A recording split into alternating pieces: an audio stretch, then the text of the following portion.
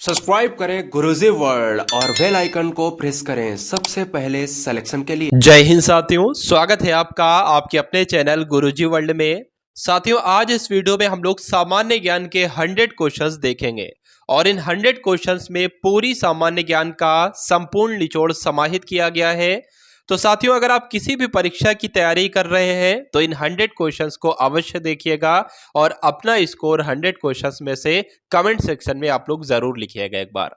तो पहला प्रश्न आपकी स्क्रीन पर आ चुका है। इस प्रश्न का आपको बताना है कि करेक्ट आंसर क्या होगा। भारत में कितने संगठन संयुक्त राष्ट्र के अंग है, आपसे पूछा जा रहा है।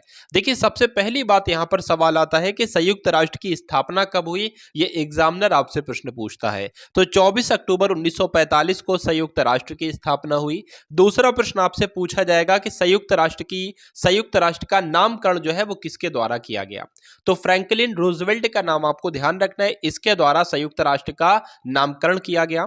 अगर साथियों बात करें संयुक्त राष्ट्र के सदस्य देशों की संख्या कितनी है, तो 193 है।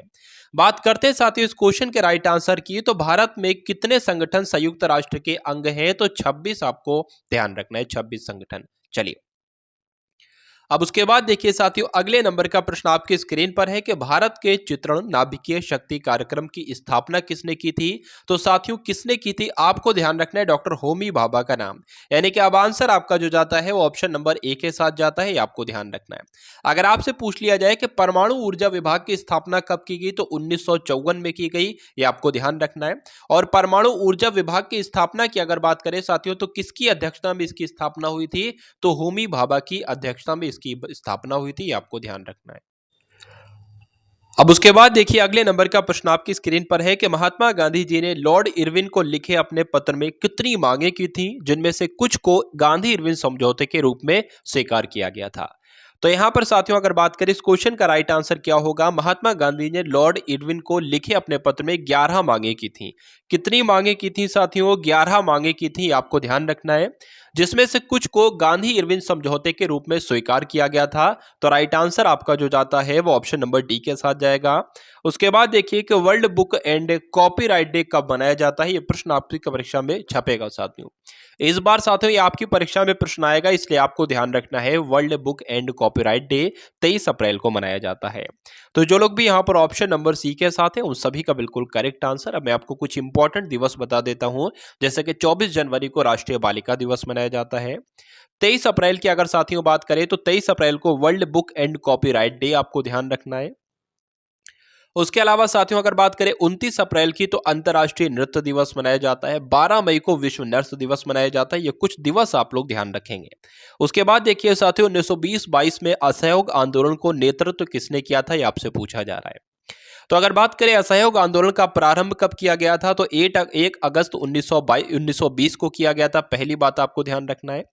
और यहां पर साथियों अगर बात करें कि 1920 और 22 में असहयोग आंदोलन को नेतृत्व किसने किया था साथियों, तो आपका राइट आंसर महात्मा गांधी जाना चाहिए। तो जो लोग भी ऑप्शन नंबर डी के साथ है बिल्कुल करेक्ट आंसर है आपका।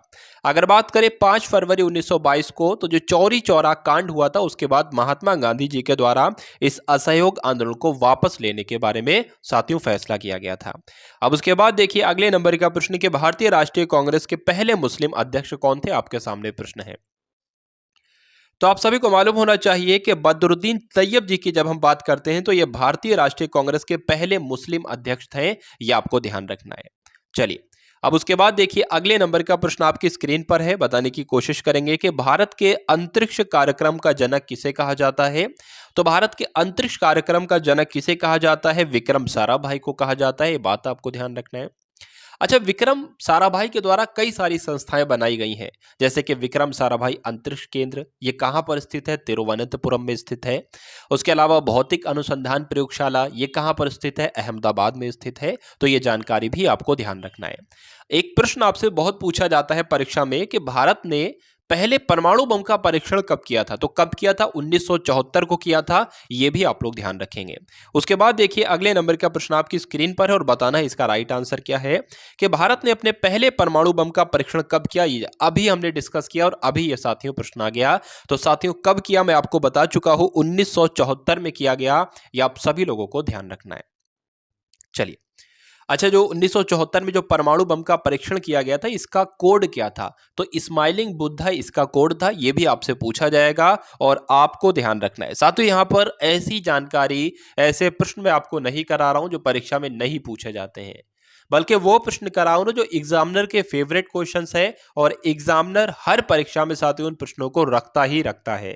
तो जो 2023 की परीक्षा होगी साथियों, उन परीक्षाओं में ये क्लास आपकी साथियों सर्वश्रेष्ठ सिद्ध होगी। आपको बहुत ही फायदा मिलेगा आपकी परीक्षा में इस क्लास के द्वारा।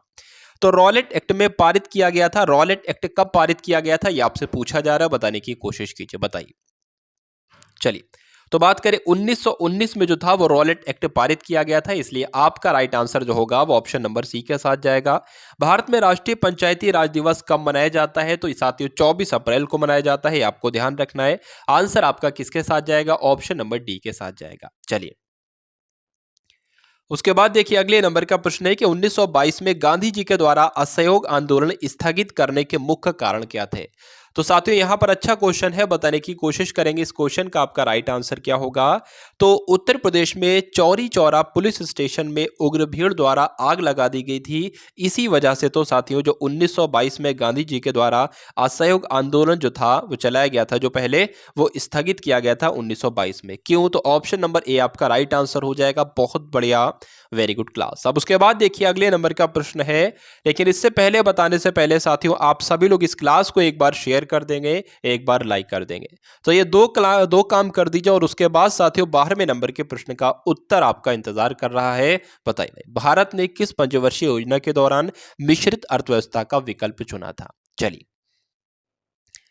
तो यहां पर आपका राइट आंसर साथियों क्या हो सकता है, तो भारत में साथियों जो दूसरी पंचवर्षीय योजना शुरू की गई थी, इसके दौरान जो था वो मिश्रित अर्थव्यवस्था का विकल्प जो है वो चुना गया था, इसलिए आपका राइट आंसर जो होगा वो ऑप्शन नंबर बी के साथ जाएगा। अच्छा, आपसे एक प्रश्न पूछा जाता है कि भारत में जो अर्थव्यवस्था है ये कहां से ली गई है, तो साथियों अर्थव्यवस्था जो है साथियों ये रूस से ली गई है, ये बात आपको ध्यान रखना है। अगर दूसरी पंचवर्षीय योजना के कार्यकाल की बात करें तो 1 अप्रैल 1956 से लेकर 31 मार्च 1961 तक ये इसका कार्यकाल है। अगर आपसे पूछे दूसरी पंचवर्षीय योजना किस मॉडल पर आधारित है, तो महालनोबिस मॉडल पर आधारित है। अगर आपसे पूछे दूसरी पंचवर्षीय योजना में साथियों किस पर जोर दिया गया, तो उद्योग को सर्वोच्च प्राथमिकता दी गई। ये सारी जानकारी आपको ध्यान रखना है। चलिए, नेक्स्ट नंबर का क्वेश्चन आपकी स्क्रीन पर है कि कौन सा शहर स्वर्णिम चतुर्भुज राजमार्ग नेटवर्क का हिस्सा नहीं है। तो साथियों कौन सा नहीं है, कौन सा है, ये महत्वपूर्ण बात है। मुंबई है, कोलकाता है, दिल्ली है, लेकिन हैदराबाद नहीं है। तो इसलिए आपका राइट आंसर जो होगा वो ऑप्शन नंबर ए के साथ जाएगा। अब उसके बाद देखिए अगला प्रश्न साथियों, वे प्रसिद्ध भारतीय महिला वकील कौन है जिन्होंने भारतीय दंड संहिता की धारा 377 के विरुद्ध कानूनी लड़ाई का नेतृत्व किया था। तो उन महिला का नाम आपकी अगर बात करें साथियों, तो मेनका गुरुस्वामी और अरुंधति काटजू की अगर बात करें, ये महिलाएं वकील हैं जिन्होंने आईपीसी की धारा 377 के विरुद्ध कानूनी लड़ाई का नेतृत्व किया था। ये प्रश्न आपसे पूछा जाता है, इसलिए आपको ध्यान रखना है। अब उसके बाद देखिए कि दुनिया का सबसे व्यस्त समुद्री मार्ग कौन सा है, आपसे पूछा जा रहा है, बताने की कोशिश करेंगे, बताइए भाई। चलिए, तो अगर बात करते हैं साथियों यहाँ पर उत्तरी प्रशांत समुद्री मार्ग नहीं, केप गॉड ऑफ होप समुद्री मार्ग बिल्कुल नहीं भाई, दक्षिण प्रशांत समुद्री मार्ग या उत्तरी अटलांटिक समुद्री मार्ग। तो यहां पर आंसर की अगर बात करते हैं तो उत्तरी अटलांटिक समुद्री मार्ग ये प्रश्न का बिल्कुल सही उत्तर हो जाएगा। यानी कि नॉर्थ अटलांटिक सी रूट की बात करें तो दुनिया का सबसे व्यस्त समुद्री मार्ग है, आपको ध्यान रखना है। चलिए, अब उसके बाद देखिए अगले नंबर का प्रश्न है कि 2011 की जनगणना के अनुसार साथियों कहां पर भारत का सबसे अधिक आबादी वाला राज्य था। तो सबसे अधिक आबादी वाला राज्य की अगर बात करते हैं तो अपना उत्तर प्रदेश था, ये आपको ध्यान रखना है, पहली बात। दूसरी बात आपको ध्यान रखना है कि 2011 की जनगणना के अनुसार दूसरा सर्वाधिक आबादी वाला राज्य कौन सा था, तो महाराष्ट्र था। अगर आपसे पूछे 2011 की जनगणना के अनुसार सबसे कम आबादी वाला राज्य कौन सा था, तो सिक्किम था। ये सारी जानकारी आपको ध्यान रखना है। अगर बात करें 2011 की जनगणना के अनुसार सबसे ज्यादा लिंग अनुपात वाला राज्य कौन सा था, तो केरल था। सबसे ज्यादा अधिक घनत्व वाला राज्य कौन सा था, तो बिहार था। ये सारी जानकारी आप लोग क्या करेंगे, अपने मस्तिष्क में ध्यान रखेंगे। उसके बाद देखिए साथियों कि निम्नलिखित में से क्या कंप्यूटर का एक घटक नहीं है। तो कंप्यूटर का घटक नहीं है साथियों, एएलयू की बात करें यानी कि अर्थमेटिक लॉजिक यूनिट, ये भी एक कंप्यूटर का साथियों बात करें कंप्यूटर का एक घटक है, ठीक है। उसके अलावा बात करें साथियों सीपीयू की यानी कि सेंट्रल प्रोसेसिंग यूनिट, ये भी है, तो मेमोरी है भाई, ब्रेन कहलाता, सॉरी ब्रेन ऑफ कंप्यूटर कहलाता है। अगर बात करते हैं साथियों, उसके अलावा साथियों यहाँ पर अगर बात करते हैं, यहाँ पर मेमोरी लिखा हुआ तो ये भी है, लेकिन कागज का साथियों कहीं नामो निशान नहीं है कंप्यूटर के घटक के रूप में। उसके बाद देखेंगे अगले नंबर का प्रश्न के द्वितीय विश्व युद्ध से प्रभावित देशों में बच्चों और माताओं को आपातकालीन भोजन और स्वस्थ देखभाल प्रदान करने के लिए संयुक्त राष्ट्र द्वारा कौन सी एजेंसी बनाई गई थी। तो साथियों कौन सी एजेंसी बनाई गई थी, ये इंपॉर्टेंट क्वेश्चन है भाई, इंपॉर्टेंट क्वेश्चन, अति महत्वपूर्ण प्रश्न की अगर बात करें तो ये आपको ध्यान रखना है, क्योंकि आपको ये तो मालूम होगा साथियों क्या क्या कि यूनिसेफ की स्थापना कब हुई, 11 दिसंबर 1946 को। यूनिसेफ का हेडक्वार्टर कहां पर स्थित है, तो न्यूयॉर्क में। यूनिसेफ की फुल फॉर्म क्या है, the United Nation International children's emergency fund. लेकिन आपको ये शायद ही पता हो कि यूनिसेफ कहते किसे हैं। तो जब दूसरा विश्व युद्ध हुआ था तो इस युद्ध से साथियों कुछ देश प्रभावित हो गए थे। उन देशों में बच्चे और माताओं को आपातकालीन भोजन और स्वास्थ्य की देखभाल देना साथियों संयुक्त राष्ट्र द्वारा ये कौन सी एजेंसी बनाई गई, तो इसी काम के लिए यूनिसेफ एजेंसी बनाई गई, ये आपको ध्यान रखना है। अब उसके बाद देखिए खिलाफत आंदोलन का नेतृत्व किसने किया था, ये आपसे पूछा जा रहा है, बताइए भाई। तो खिलाफत आंदोलन का नेतृत्व किसने किया था, मोहम्मद अली और शौकत अली, इन दोनों व्यक्तियों के द्वारा साथियों खिलाफत आंदोलन का नेतृत्व किया गया था, ये आपको ध्यान रखना है। तो जिनका आंसर ऑप्शन नंबर ए है बिल्कुल करेक्ट है। खिलाफत आंदोलन कब तक चलाया गया साथियों, 1919-22 तक चलाया गया, ये आपको ध्यान रखना है। चलिए भाई उसके बाद देखेंगे अगले नंबर का प्रश्न आपकी स्क्रीन पर है, बताने की कोशिश कीजिए कि सी प्लेन सेवा का प्रचालन करने वाला पहला प्रायद्वीप कौन सा है, बताइए। क्या इस क्वेश्चन का बिल्कुल करेक्ट आंसर होगा भाई, वीडियो को शेयर करते जाइए, वीडियो को लाइक करते जाइए। और इस प्रश्न के उत्तर की अगर साथियों बात करते हैं तो अंडमान एवं निकोबार द्वीप हो जाएगा, अंडमान और निकोबार प्रायद्वीप हो जाएगा। सी प्लेन सेवा का प्रचालन करने वाला पहला प्रायद्वीप जो था वो अंडमान और निकोबार प्रायद्वीप था। उसके बाद देखिए कि भारत के संविधान के लागू होने के समय इसमें कुल कितने अनुच्छेद थे। तो साथियों कितने अनुच्छेद हैं, 395 अनुच्छेद थे, ये आपको ध्यान रखना है। इसलिए आंसर आपका ऑप्शन नंबर डी के साथ है। और जो लोग भी ऑप्शन नंबर डी के साथ है बिल्कुल करेक्ट है। कई सारे प्रश्न आपसे पूछे जाते हैं, जैसे कि अपने संविधान को बनाने में कितना समय लगा, तो 2 साल 11 महीने 18 दिन का समय लगा। साथियों उसके अलावा कि कब बनकर तैयार हो गया, तो 26 नवंबर 1949 को बनकर तैयार हो गया। अंतिम बैठक कब हुई संविधान सभा की, तो 24 जनवरी 1950 को अंतिम बैठक हुई। उसके अलावा बात करें मूल संविधान में कितने भाग थे, तो 22 भाग थे, 8 अनुसूचियां हैं, ये आपको ध्यान रख। लेकिन वर्तमान समय में कितने भाग हैं, 25 भाग हैं, ये भी आप लोग ध्यान रखेंगे। अनुसूचियां कितनी है, 12 अनुसूचियां हैं, ये भी आप लोग ध्यान रखेंगे। अगर भारतीय संविधान में अनुच्छेदों की साथियों बात करें वर्तमान समय में, तो साथियों 465 अनुच्छेदों के आसपास हैं, ये बात आपको ध्यान रखना है। अगर संशोधन की बात करें तो 105 संशोधन जो है वो मेरे ख्याल से किए जा चुके हैं।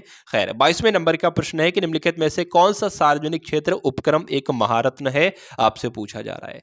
तो BHEL की बात करें तो ये इस प्रश्न का बिल्कुल करेक्ट आंसर हो जाता है, आपको ध्यान रखना है। चलिए उसके बाद देखिए साथियों अगला प्रश्न के पाखल वन्यजीव अभ्यारण्य कहां पर स्थित है। तो पाखल वन्यजीव अभ्यारण्य कहां पर स्थित है, वारंगल में स्थित है, यानी कि आंसर आपका जो जाता है वो ऑप्शन नंबर सी के साथ जाता है, ये बात आपको ध्यान रखना है। चलिए अगर यहां पर साथियों चंदौली की बात की गई है तो आपको ध्यान रखना है कि चंद्रप्रभा अभ्यारण्य कहां पर स्थित है, चंदौली में स्थित है। दुधवा राष्ट्रीय उद्यान कहां पर स्थित है, लखीमपुर खीरी में स्थित है।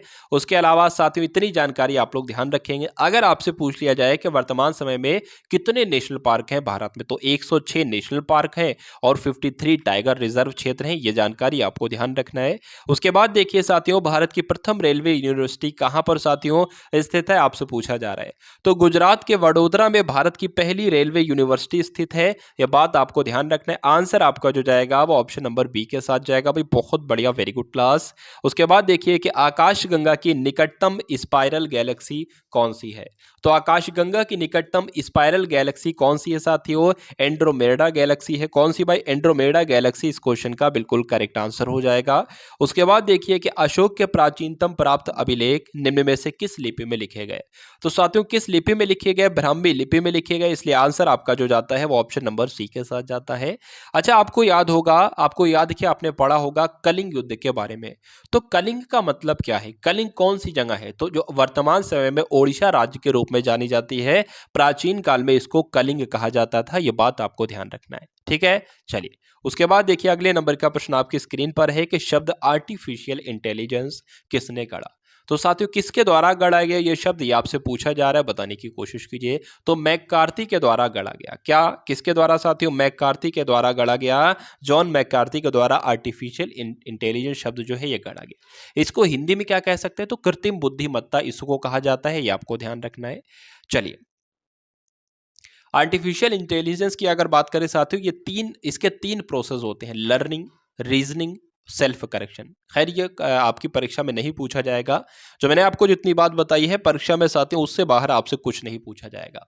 तो साथियों एग्जाम्स को क्रैक करने की अगर आप तैयारी कर रहे हो, इस मकसद से साथ पढ़ लो कि एक गवर्नमेंट जॉब आपकी मुट्ठी में हो, आपके हाथ में हो, आपका अधिकार जो है साथियों वो आपको मिले, एक गवर्नमेंट सीट। तो इस क्लास को साथियों लेते रहिए। जितने भी गुरुजी वर्ल्ड 2.0 पर क्लासेस उपलब्ध कराई जाती हैं आपको बिल्कुल निःशुल्क, उन सभी क्लासेस को अगर आप अटेंड करेंगे तो एक शानदार तरीके से आपकी तैयारी हो जाएगी और एक शानदार परीक्षा को आप क्रैक करोगे बहुत ही आसानी के साथ। क्योंकि इस चैनल के माध्यम से साथियों वो कंटेंट आपको दिया जाता है जो ट्रेंडिंग चल रहा है, यानी कि जो एग्जामिनर के मनोमस्तिष्क में जो प्रश्न है, जो ट्रेंड अपना रहा है। क्योंकि हर साल परीक्षा का ट्रेंड बदल जाता है।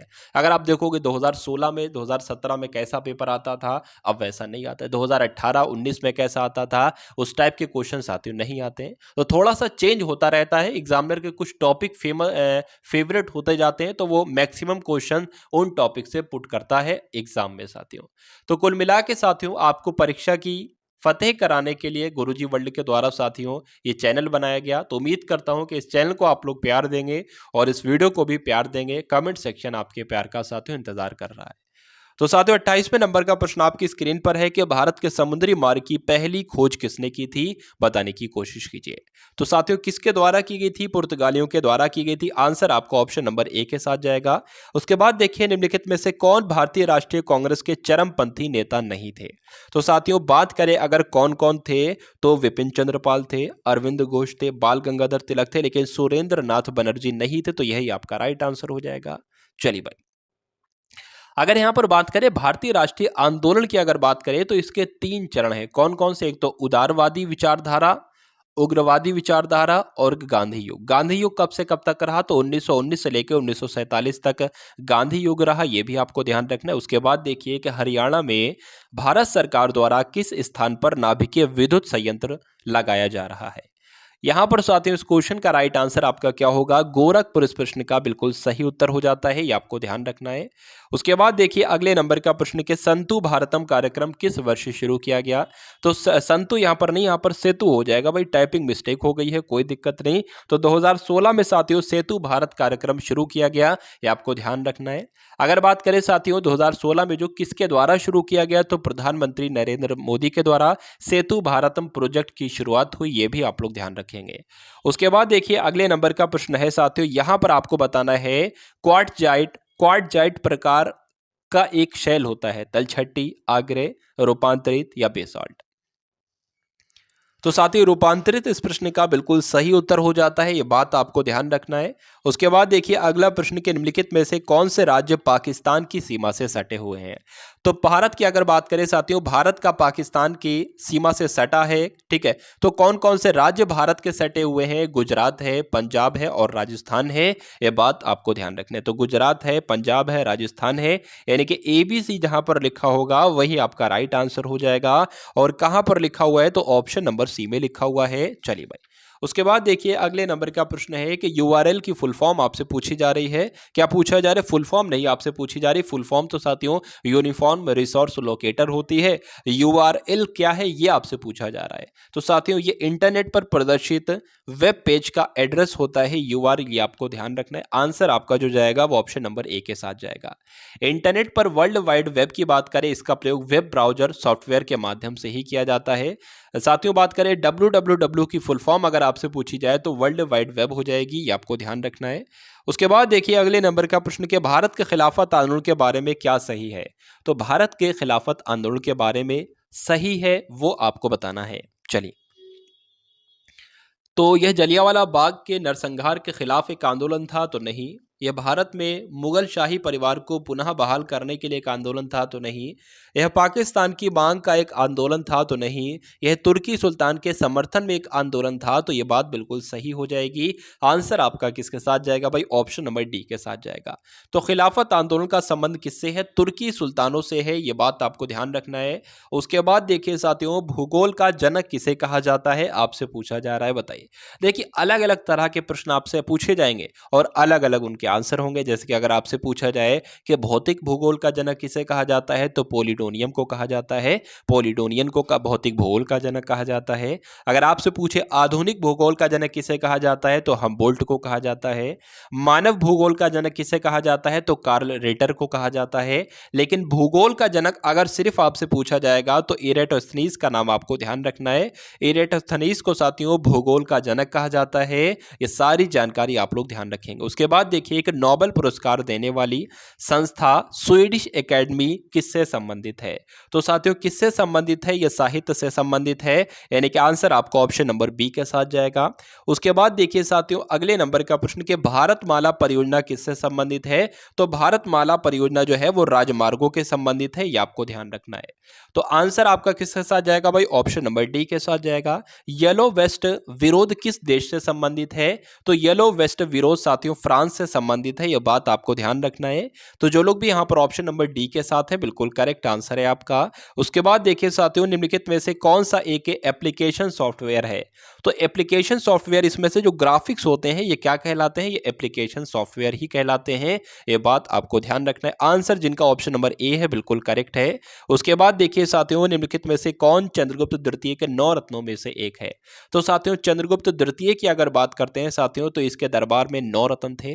कौन कौन 9 रत्न? जैसे कि कालिदास, धन्वंतरी। उसके अलावा जो महत्वपूर्ण है यानी कि जो पूछे जाते हैं वो मैं आपको बता रहा हूं, सिर्फ कालिदास हैं, धन्वंतरी हैं, अमर सिंह हैं। उसके अलावा बात करें साथियों वाराह मिहिर है। इन लोगों के नाम आपको ध्यान रखना है और इन्हीं से आपका मेरे ख्याल से काम बन जाएगा। तो चंद्रगुप्त द्वितीय के 9 रत्नों में से साथियों कौन है? वाराह मिहिर है, ये बात आपको ध्यान रखना है।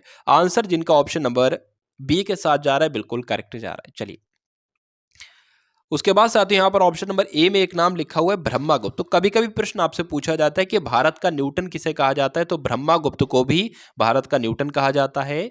उसके बाद देखिए राज्यसभा के पहले सभापति कौन थे? तो डॉक्टर सर्वपल्ली राधाकृष्ण की बात करें तो ये राज्यसभा के पहले सभापति थे। तो जिनका भी answer option number D C के साथ है बिल्कुल करेक्ट है। उसके बाद देखिए साथियों निम्नलिखित व्यक्तियों में से कौन संतूर वाद्य यंत्र से संबंधित नहीं है? तो साथियों कौन नहीं है ये आपसे पूछा जा रहा है। अगर बात करते हैं साथियों यहाँ पर तरुण भट्टाचार्य की तो ये भी हैं, भजन सोपारी की तो ये भी हैं, पंडित शिव कुमार की तो ये भी है, लेकिन उस्ताद अमजद अली की अगर बात करते हैं तो संतूर वाद्य यंत्र से संबंधित नहीं है। क्यों? क्योंकि सरोद वाद्य से संबंधित है। तो जिनका आंसर ऑप्शन नंबर बी था बिल्कुल डी था बिल्कुल करेक्ट है। उसके बाद देखिए अंतर सरकार संधि आधारित संगठन कौन सा है जिसका मुख्यालय भारत में स्थित है? तो अंतर सरकार संधि आधारित संगठन यानी कि आईएसए जिसका मुख्यालय भारत में स्थित है, तो आईएसए इसका राइट आंसर हो जाएगा। आईएसए की full form international solar alliance इसका राइट आंसर है। अगर आपसे आईएसए का हेडक्वार्टर पूछ ले तो हरियाणा के गुरुग्राम में इसका हेडक्वार्टर है, यह बात भी आपको ध्यान रखना है। ऐसा माना जाता है कि भारतीय अंतरिक्ष कार्यक्रम में कब भारत सरकार द्वारा इनको स्पार्क की स्थापना के साथ शुरू हुआ, यह आपसे साथियों पूछा जा रहा है। तो 1962 इस प्रश्न का बिल्कुल सही उत्तर हो जाएगा। आपको ध्यान रखना है ऐसा माना जाता है कि भारत अंतरिक्ष कार्यक्रम 1962 में भारत सरकार द्वारा इनको स्पार्क की स्थापना के साथ शुरू हुआ। इनको स्पार्क क्या है? ये Indian national centre for ocean information service है, यह आपको ध्यान रखना है। चलिए, संघ के मंत्रिपरिषद में कितने मंत्री शामिल किए जा सकते हैं आपसे पूछा जा रहा है। लोकसभा के कुल सदस्यों के 15%, लोकसभा के सदस्यों की कुल संख्या के 10%, 10 से 15%, या भारत के प्रधानमंत्री की इच्छा के अनुसार, या लोकसभा के कुल सदस्यों के 50%। तो यहाँ पर साथियों अगर बात करें, आप सभी को मालूम होना चाहिए संघ के मंत्रिपरिषद में कितने मंत्री शामिल किए जाते हैं। तो लोकसभा की कुल सदस्यों के 15% जो है वो शामिल किए जाते हैं। इसलिए इस प्रश्न का सही उत्तर आपका ऑप्शन नंबर ए होगा। अब उसके बाद देखिए अगला प्रश्न, राष्ट्रीय ग्रामीण स्वास्थ्य मिशन किस वर्ष शुरू किया गया आपसे पूछा जा रहा है। तो कब शुरू किया गया? 2005 में शुरू किया गया।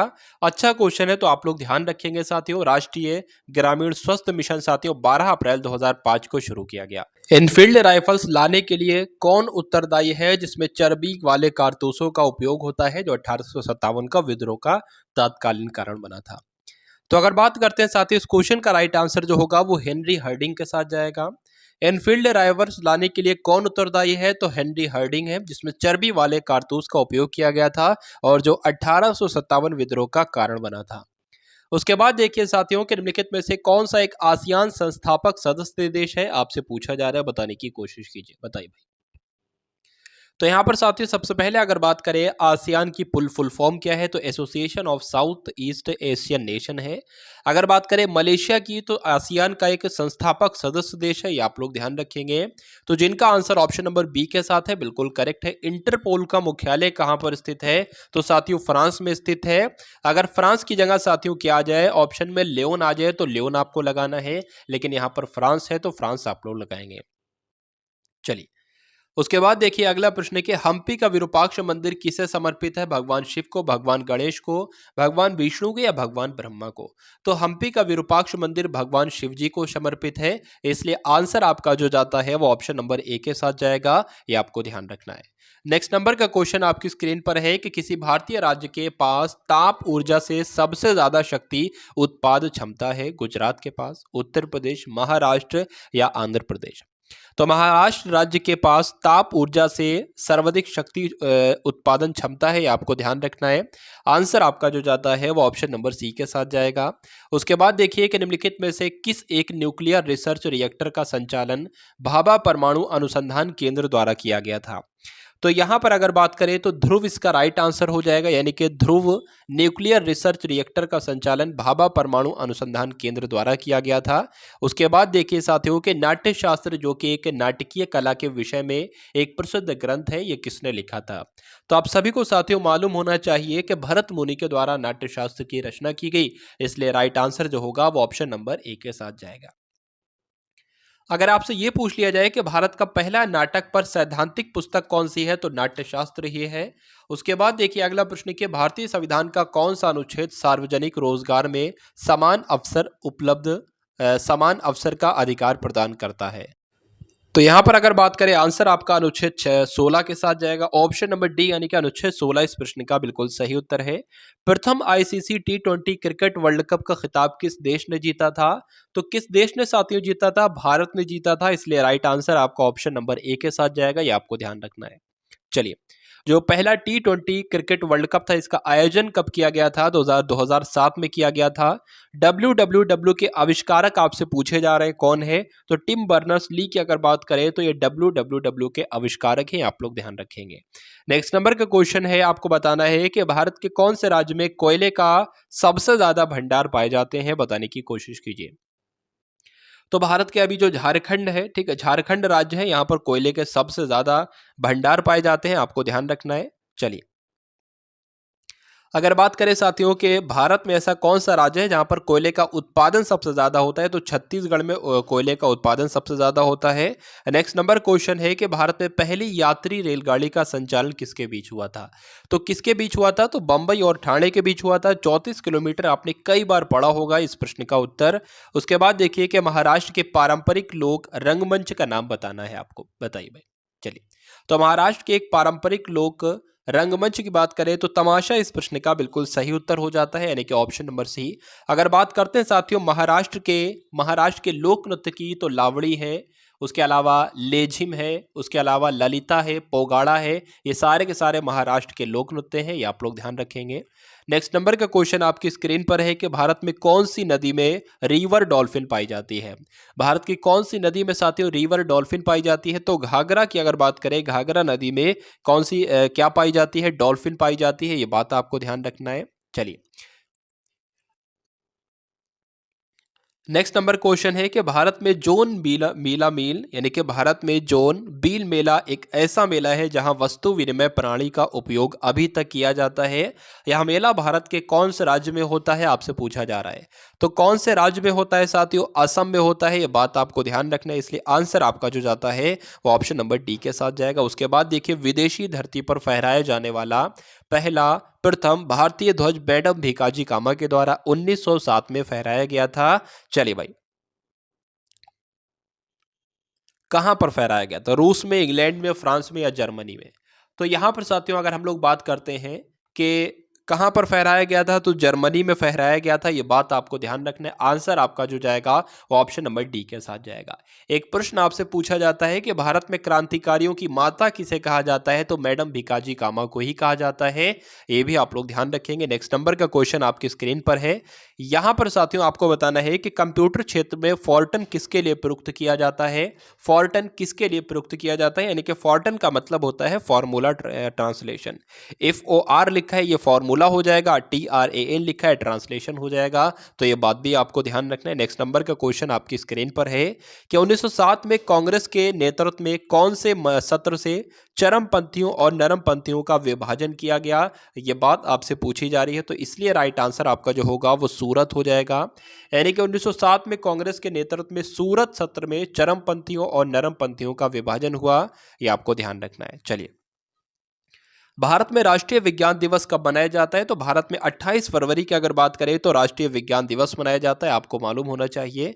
उसके बाद देखिए अगला प्रश्न कि भारत का दूसरा उच्च संवैधानिक पद कौन सा है? भारत का दूसरे नंबर का उच्च संवैधानिक पद साथियों कौन सा है, आपसे पूछा जा रहा है। तो अगर बात करें, पहला तो राष्ट्रपति हो जाएगा, दूसरा आपका उपराष्ट्रपति हो जाएगा, तीसरा प्रधानमंत्री हो जाएगा और चौथे नंबर पर जो राज्यों के राज्यपाल होते हैं वो हो जाएंगे। पांचवें नंबर पर जो भूतपूर्व राष्ट्रपति होते हैं, ये आपको ध्यान रखना है। नेक्स्ट नंबर का क्वेश्चन आपकी स्क्रीन पर है। आपको बताना है कि उस बौद्ध ग्रंथ का नाम बताइए जिसमें त्रिभुजों के लिए नियमों का उल्लेख है।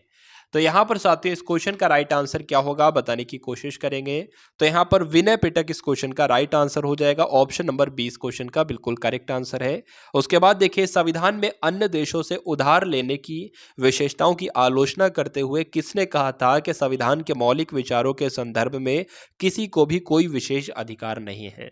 तो ये बात साथियों किसने कही थी? डॉक्टर भीमराव अंबेडकर ने यह बात कही थी, ये आपको ध्यान रखना है, इसलिए आपका आंसर जो जाता है वो ऑप्शन नंबर सी के साथ जाएगा। नेक्स्ट नंबर का क्वेश्चन है कि इनमें से किस भारतीय राज्य में पवन ऊर्जा उत्पादन सबसे अधिक है? तो पवन ऊर्जा उत्पादन सबसे अधिक जो है वो साथियों तमिलनाडु में है, यह बात आपको ध्यान रखना है। इसलिए आंसर आपका जो जाता है वो किसके साथ जाता है भाई? ऑप्शन नंबर डी तमिलनाडु के साथ जाएगा। उसके बाद देखिए, महात्मा गांधी जी ने राजनीति में किसको अपना गुरु माना था? तो आप सभी लोग जानते हैं गोपाल कृष्ण गोखले। कई बार आपने पढ़ा होगा महात्मा गांधी जी के राजनीतिक गुरु कौन थे? तो गोपाल कृष्ण गोखले थे। अच्छा, गोपाल कृष्ण गोखले ने अपना राजनीतिक गुरु किसे माना है? तो MG रानाडे को माना है, ये भी आप लोग ध्यान रखेंगे। चलिए, और MG रानाडे की अगर बात करें तो महाराष्ट्र के सुकरात कहे जाते हैं MG रानाडे। नेक्स्ट नंबर का क्वेश्चन है कि भारतीय रेलवे के हाल ही में जोड़े गए 70वें जोन का नाम आपसे पूछा जा रहा है। तो कोलकाता मेट्रो जो है वो 70वां जोन बन गया है, इसलिए आंसर आपका जो जाता है वो ऑप्शन नंबर ए के साथ जाएगा। किसके साथ जाएगा भाई? ऑप्शन नंबर ए के साथ जाएगा। चलिए भाई,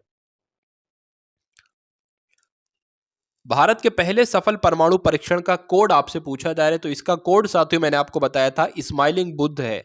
क्या है भाई? स्माइलिंग बुद्ध है, इसलिए आपका right answer option number B के साथ जाएगा। नेक्स्ट नंबर क्वेश्चन है कि 27 अगस्त 1947 को संविधान सभा की बहस में किसने कहा, मेरा मानना है कि अलग निर्वाचन क्षेत्र अल्पसंख्यकों के लिए आत्मघाती होंगे? चलिए, तो इस क्वेश्चन का साथियों राइट आंसर आपको बताना है क्या हो सकता है इस प्रश्न का बिल्कुल सही उत्तर। तो गोविंद वल्लभ पंत ने साथियों कहा था, इसलिए आंसर आपका किसके साथ जाएगा? ऑप्शन नंबर डी के साथ जाएगा। नेक्स्ट नंबर का क्वेश्चन आपकी स्क्रीन पर है कि कंप्यूटर का जनक किसे कहा जाता है, आपसे पूछा जा रहा है। तो आप सभी को भाई जानते हैं, बच्चों वाला क्वेश्चन है, चार्ल्स बेबेज को कंप्यूटर का जनक कहा जाता है। ये आपसे साथियों आपको जो है वो ध्यान रखना है। चलिए, नेक्स्ट नंबर का क्वेश्चन है कि रॉलेट एक्ट के अंतर्गत निम्नलिखित में से कौन सा एक उपाय अपनाया गया था। तो रॉलेट एक्ट के अंतर्गत कौन सा उपाय अपनाया गया था? तो साथियों कौन सा मुकदमे के बिना कारावास साथियों रॉलेट एक्ट के तहत अपनाया गया था और कब ये लाया गया साथियों? 1919 में ये लाया गया। ये आपको ध्यान रखना है। यानी कि रॉलेट एक्ट के द्वारा क्या किया जाता था? मुकदमा या कोई बिना वजह बताए ही व्यक्ति को बंदी बनाया जा सकता था, इसलिए इसका साथियों खूब विरोध किया गया था भारत में। चलिए अब उसके बाद देखिए अगले नंबर का प्रश्न कि नोबेल पुरस्कार विजेता कैलाश सत्यार्थी इनमें से किस संगठन से जुड़े थे?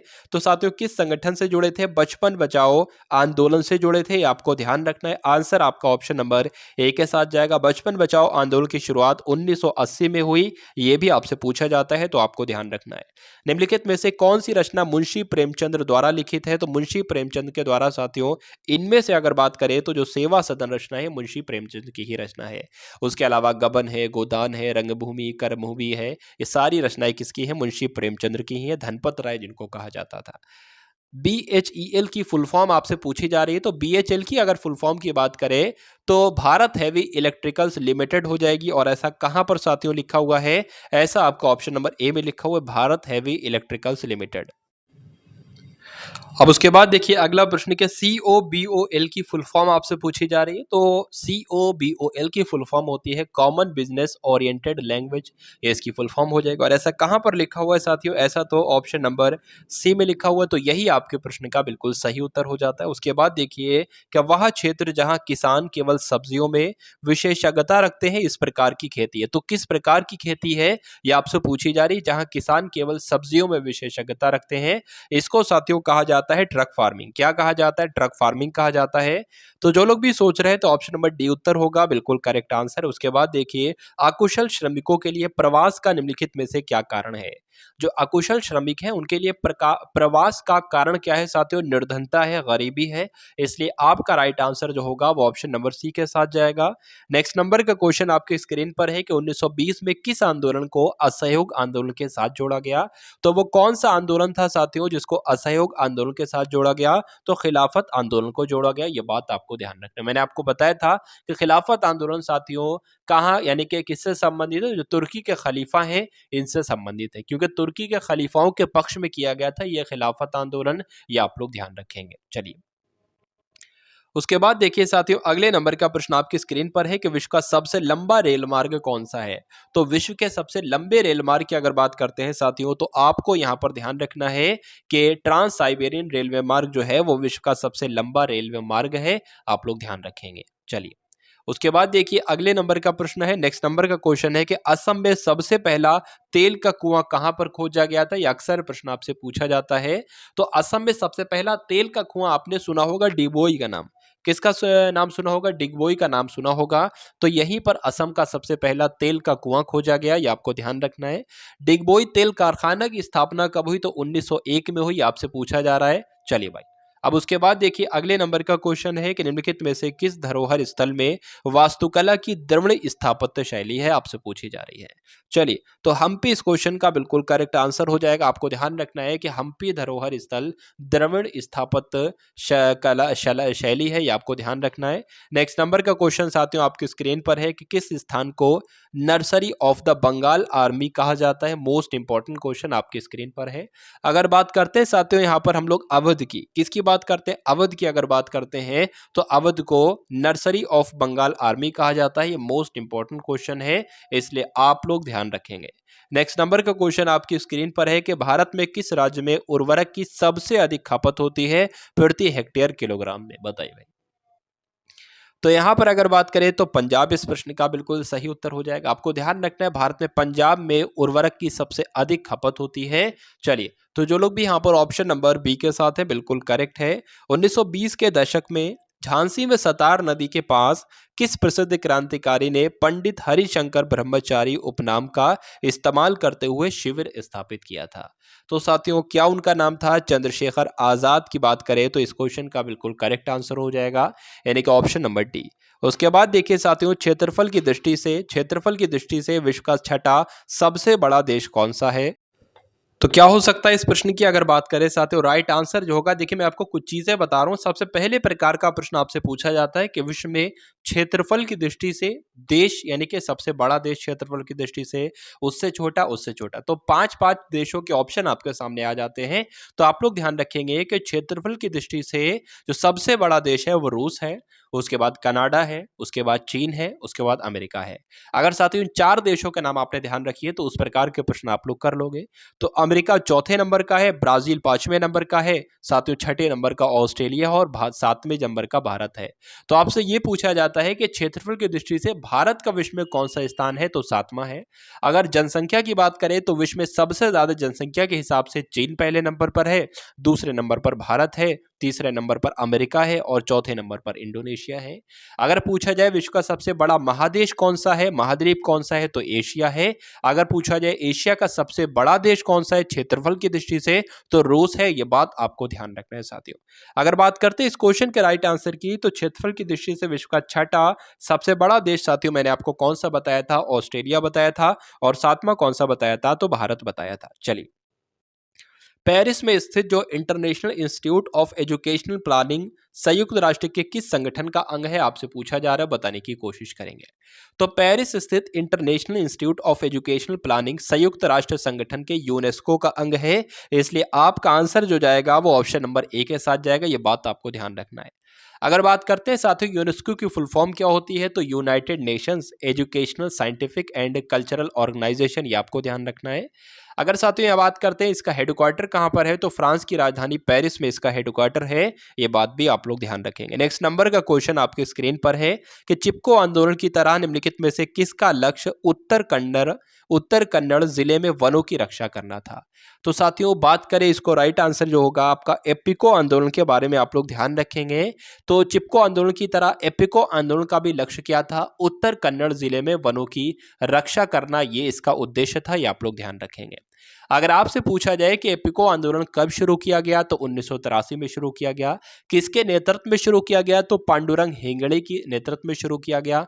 कहां शुरू किया गया, तो कर्नाटक में शुरू किया गया। इतनी जानकारी आप लोग ध्यान रखेंगे।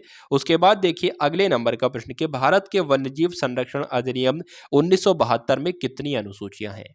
तो साथियों कितनी अनुसूचियां हैं, 6 अनुसूचियां हैं। यह बात आपको ध्यान रखना है। इसलिए आपका राइट आंसर जो होगा वो ऑप्शन नंबर सी के साथ जाएगा। चलिए, उसके बाद देखिए सैनिक विद्रोह के दौरान गवर्नर जनरल कौन थे। तो सैनिक विद्रोह जब हुआ था साथियों, 1857 की क्रांति हुई थी, तो उस समय गवर्नर जनरल आपसे पूछे जा रहे हैं कि कौन थे, ये आपको बताना है। इस क्वेश्चन का राइट आंसर आपसे पूछा जा रहा है, बताइए। देखिए आपसे एक प्रश्न पूछा जाता है कि 1857 का जो 57 की क्रांति हुई थी ये क्यों हुई थी। तो चर्बी युक्त कारतूसों की वजह से साथियों ये शुरू किया गया था। पहली बात आपको ध्यान रखना है। अगर बात करते हैं साथियों उस समय गवर्नर जनरल कौन था, तो लॉर्ड कैनिंग गवर्नर जनरल था, जिनका भी आंसर ऑप्शन नंबर ए के साथ है। बिल्कुल करेक्ट आंसर है आपका। उसके बाद देखिए अगले नंबर का प्रश्न है, किस नदी के विस्तार क्षेत्र को राष्ट्रीय जलमार्ग 2 कहा जाता है। आपसे पूछा जा रहा है गंगा, ब्रह्मपुत्र, महानदी या गोदावरी। तो यहाँ पर आप लोग ध्यान देंगे कि ब्रह्मपुत्र नदी के विस्तार क्षेत्र को क्या कहा जाता है, राष्ट्रीय जलमार्ग 2 कहा जाता है। मोस्ट इंपॉर्टेंट साथियों क्वेश्चन है, इसलिए आप लोग ध्यान रखेंगे इसका राइट आंसर। चलिए, अब उसके बाद देखिए साथियों अगले नंबर के प्रश्न आपकी स्क्रीन पर है, बताने की कोशिश कीजिए कि डॉट डॉट डॉट ने, यानी कि किसने ब्राह्मी और खरोष्टी लिपियों को व्याख्यायित किया, जिनका उपयोग पहले के शिलालेखों के लेखन में किया जाता था। तो बात करते हैं अगर साथियों जो जेम्स प्रिंसेप थे, जेम्स प्रिंसेप ने ब्राह्मी और खरोष्टी लिपियों को व्याख्यायित किया, यानी कि इसकी व्याख्या की, जिनका इस्तेमाल जो है पहले के शिलालेखों के लेखन में किया जाता था। ये आपको ध्यान रखना है। तो जिनका भी आंसर ऑप्शन नंबर डी के साथ है, बिल्कुल करेक्ट है। अगर अभिलेखों की बात करते हैं साथियों, तो अशोक के कितने अभिलेख हैं, लगभग 40 अभिलेख हैं। ये बात आपको ध्यान रखना है। अशोक के जो 13वें शिलालेख है उसमें किसका जिक्र किया गया है साथियों, जो कलिंग युद्ध है उसका जिक्र किया गया है। ये भी आप लोग ध्यान रखेंगे। चलिए, अगर बात करते हैं साथियों सबसे पहले जो शिलालेख इनको पढ़ा साथियों किसने, तो 1837 में सबसे पहले जेम्स प्रिंसेप ने पढ़ा। ये भी आपको ध्यान रखना। अब उसके बाद देखिए अगले नंबर का क्वेश्चन आपकी स्क्रीन पर है कि इनमें से कौन एक संचार प्रोटोकॉल है, टीपी है, एचटीटीपी है, एचटीपी है या सीपी है। क्या होगा इस क्वेश्चन का बिल्कुल करेक्ट आंसर, बताने की कोशिश कीजिए, बताइए भाई। देखिए यहाँ पर एक बात मैं आपको बता दूं कि कई सारी फुल फॉर्म्स भी आपसे पूछी जाती है, जिसमें से HTTP की फुल फॉर्म भी आपसे पूछी जाती है। तो अगर HTTP की फुल फॉर्म अगर आपसे पूछी जाए तो हाइपर टेक्स्ट ट्रांसफर प्रोटोकॉल हो जाएगी। ये पहली बात आपको ध्यान रखना है। कभी कभी FTP की फुल फॉर्म भी आपसे पूछी जाती है, तो FTP की फुल फॉर्म होती है फाइल ट्रांसफर प्रोटोकॉल। अगर बात करें साथियों MU की फुल फॉर्म आपसे पूछी जाए तो मेमोरी यूनिट आपको ध्यान रखना है। तो साथियों HTTP का अगर बात करते हैं साथियों, एक संचार प्रोटोकॉल है, ये आप लोग ध्यान रखेंगे। तो इनमें से कौन एक संचार प्रोटोकॉल है? तो जो HTTP है ये एक संचार प्रोटोकॉल है, ये बात आपको ध्यान रखना है। इसलिए आंसर आपका जो जाता है वो ऑप्शन नंबर बी के साथ जाएगा। अब उसके बाद देखिए साथियों, अगले नंबर का प्रश्न आपकी स्क्रीन पर है। तो साथियों 100 नंबर का क्वेश्चन आपके स्क्रीन पर है और अति महत्वपूर्ण प्रश्न आपकी स्क्रीन पर है कि निम्नलिखित में से किन नेताओं ने ताशकंद समझौते पर हस्ताक्षर किए? पंडित जवाहरलाल नेहरू और जिन्ना ने, मोहम्मद अली जिन्ना ने, या पंडित जवाहरलाल नेहरू और अयूब खान ने, लाल बहादुर शास्त्री और अयूब खान ने, या वल्लभ भाई पटेल और जिन्ना ने? तो यहाँ पर सबसे पहले मैं आपको साथियों बता देता हूं कि ताशकंद समझौता जो हुआ था ये भारत और पाकिस्तान के बीच हुआ था। कब हुआ था? तो 10 जनवरी 1966 को हुआ था। ये कैसा था? तो ये एक शांति समझौता था, ये आप लोग ध्यान रखेंगे। तो भारत के प्रधानमंत्री उस समय थे साथियों, कौन थे साथियों? लाल बहादुर शास्त्री थे।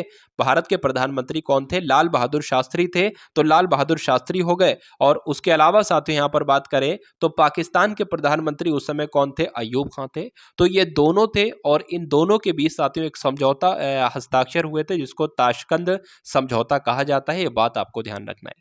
अच्छा, कब हुआ था? तो 1966 में हुआ था, ये मैंने आपको बता दिया है। इसलिए आपका राइट आंसर जो जाता है वो किसके साथ जाता है? ऑप्शन नंबर सी के साथ जाता है। तो जिनका भी आंसर ऑप्शन नंबर सी के साथ है, बिल्कुल करेक्ट आंसर है आपका भाई। चलिए, तो ये थे साथियों सामान्य ज्ञान के 100 ऐसे क्वेश्चंस जिनकी मदद से, जिनकी सहायता से पूरे सामान्य ज्ञान का हमने रिवीजन किया।